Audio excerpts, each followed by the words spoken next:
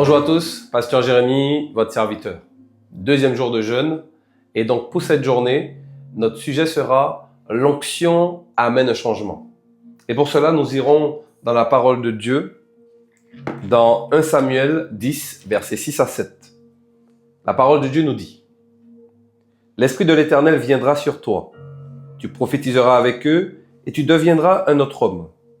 Lorsque ces signes seront réalisés, pour toi, fais ce que tu trouveras à faire, car Dieu est avec toi. » Nous devons comprendre que l'onction de Dieu, lorsque Dieu, par son Saint-Esprit, nous donne sa puissance, donc son onction, tu ne peux pas rester comme ça et puis comme si de rien n'était, qu'il n'y a aucun changement qui se manifeste chez toi. Lorsque Samuel dit ça à Saül, juste avant, Samuel oint d'huile Saül. Et ensuite, il donne ses directions à Saül. Saül devait écouter ce que Samuel lui disait. Ça veut dire déjà que même pour toi, dans ta vie chrétienne, lorsque tu te consacres à Dieu, tu dois pouvoir écouter les instructions de l'homme de Dieu qui était déjà présent même avant toi. Et lorsque Saül accepte d'écouter, parce que tu peux refuser d'écouter, mais lui, il accepte d'écouter les recommandations, les instructions, la direction à prendre, qui fait que lorsque Saül rencontre ses prophètes et que l'Esprit de Dieu se pose sur lui, l'Esprit de Dieu se pose sur lui parce que ça fait que son environnement, au moment qu'il rencontre ses prophètes, qu'il est avec eux, l'environnement qui était autour de lui était tellement une atmosphère, du moins, où l'Esprit de Dieu régnait, que du coup, le fait que Saül côtoyait ces hommes-là, il était considérablement plongé dans l'atmosphère de Dieu. On parle de prophètes. On parle donc d'hommes qui ont une relation très étroite avec Dieu. Et tellement Saül côtoyait ces hommes, tellement il était avec eux, il devait sans doute manger avec eux, dormir avec eux, être proche d'eux. Ça fait que Saül lui-même, dans sa vie, un changement opère au point que Saül se met lui aussi à prophétiser. Cela veut dire que si nous, dans notre vie, 1, on est consacré, 2, on obéit aux instructions, 3, on traîne avec les bonnes personnes, les bons hommes de Dieu, de façon que l'atmosphère aussi qui est avec eux puisse nous imprégner, de façon que l'Esprit de Dieu nous amène effectivement à une nouvelle dimension, une nouvelle façon de voir les choses, d'entendre et de vivre. Ça fait que tout ce qu'on vivait avant va commencer à diminuer. Comme la parole de Dieu dit, que je diminue et que lui puisse croître en moi. Donc que mon moi diminue et que l'esprit puisse croître. Plus je serai consacré plus je vais parler avec l'esprit, je serai dans une dimension avec des personnes aussi qui vont avoir le même,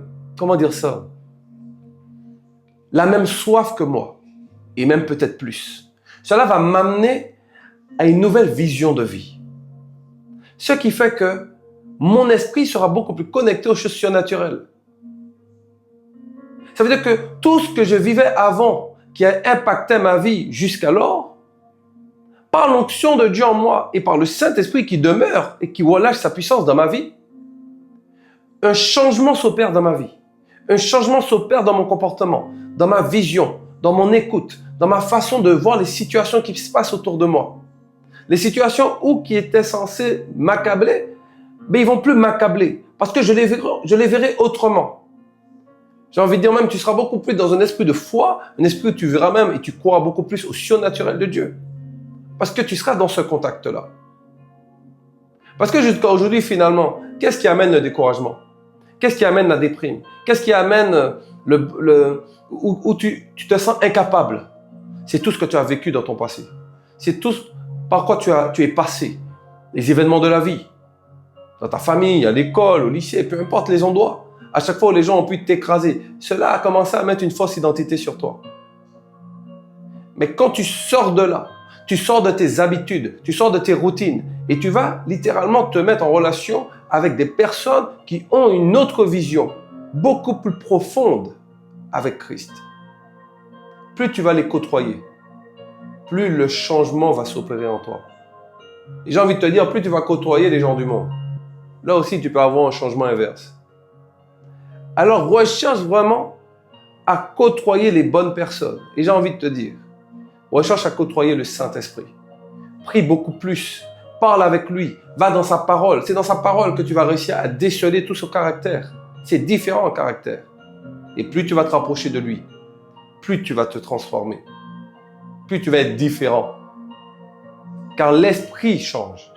L'homme ne change pas. Mais l'esprit en nous, par sa puissance, fait que cela amène un changement.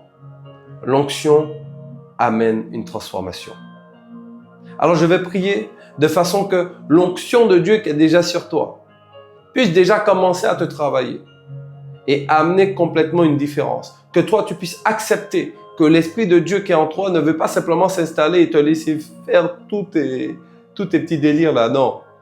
Mais que cet Esprit de Dieu qui est en toi, il veut tellement t'amener dans une vision complètement différente à laquelle tu vois pour que sa gloire puisse se manifester en Dieu. Est-ce que tu peux prier avec moi ce matin? Seigneur, je te remets toute notre vie. Je te remets tout notre passé. Le passé même ou lequel on était déjà en paix avec, ou même d'autres, on n'était pas forcément en paix avec certaines situations. Mais aujourd'hui, Seigneur, nous croyons vraiment, Papa, que cette onction, cette puissance que tu as mis en nous, c'est une puissance qui amène une différence, qui amène un changement. Une puissance qui va me faire vivre des situations auxquelles je ne pouvais jamais imaginer, jamais penser. Et je crois qu'à travers, Seigneur, cette puissance que tu as mis en moi, tu as prévu des choses pour moi que je puisse accomplir, mais même au-delà de moi. Je crois que cette puissance va m'aider aussi à parler de ta parole, à parler de qui tu es. De façon que lorsque j'ouvre la bouche, Seigneur, que ceux qui n'ont jamais entendu parler de toi, que lorsque je parlerai, puissent être touchés dans leur cœur, qu'ils puissent ressentir ta présence venir les toucher, Seigneur Père. Alors manifeste-toi en moi, mais de façon que ce que tu me donnes puisse déborder de ma vie et toucher tous ceux qui sont autour de moi. Alors Seigneur, je t'implore que tu puisses continuer à me remplir, continuer à nous remplir, Seigneur, pour que nous puissions déborder et aller dans une nouvelle dimension de gloire. Et que nous puissions, cet Esprit de Dieu, constamment amener jusqu'à toi tout ce que tu mérites. Au nom de Jésus, je t'ai prié, mon Dieu. Amen. Alors, bonne journée de jeûne et à demain.